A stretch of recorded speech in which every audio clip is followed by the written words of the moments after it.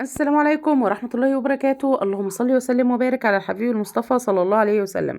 ازيكم يا حبايبي؟ يا رب تكونوا بخير وفي احسن حال دايما.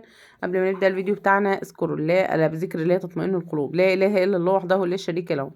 النهارده معايا اسعار جميع انواع الطيور، ويأسفني كده يعني ان انا اقول لكم الطيور النهارده ببلاش. يعني ايه؟ يعني كتكوت الابيض النهارده فرز اول شركات بنص جنيه ب50 قرش. وللاسف الشديد يعني عايزه اقول لكم، ناس هتقولي ده البيضه اغلى من الكتكوت.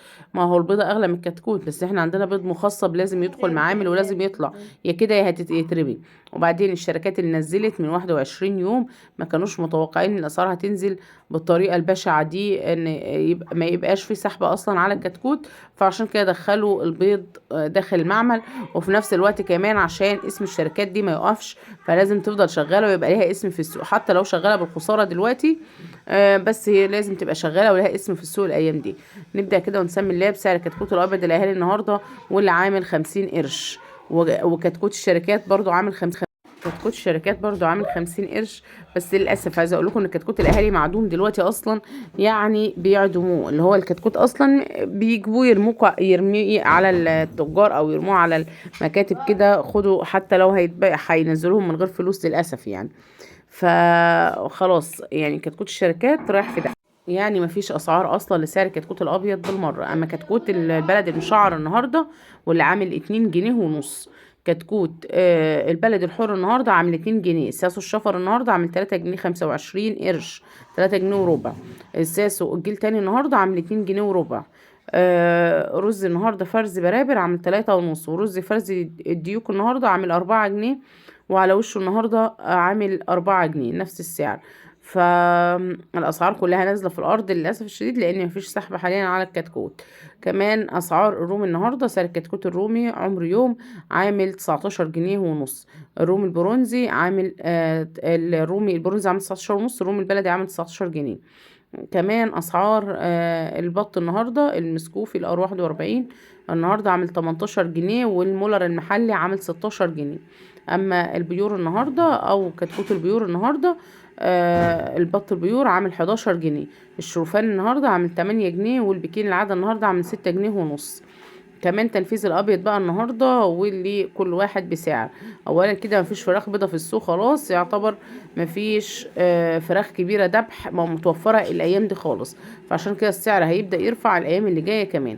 طيب الفتره اللي جايه السعر دلوقتي، او السعر دلوقتي حاليا، تنفيذ الابيض 38 ونص ل39 جنيه. طبعا بيتباع في المحلات، وانا سألت بنفسي ب46 جنيه الكيلو.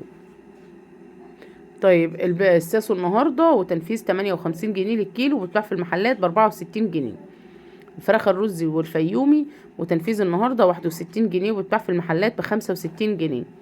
اما الفراخ البلد الحر والمشعر النهارده 65 جنيه تنفيذ، وبتباع في المحلات وصل لحد 70 جنيه الكيلو و68 جنيه. الرومي الاسود النهارده وتنفيذ 60 جنيه، وبتباع في المحلات ب65 جنيه وب70 جنيه.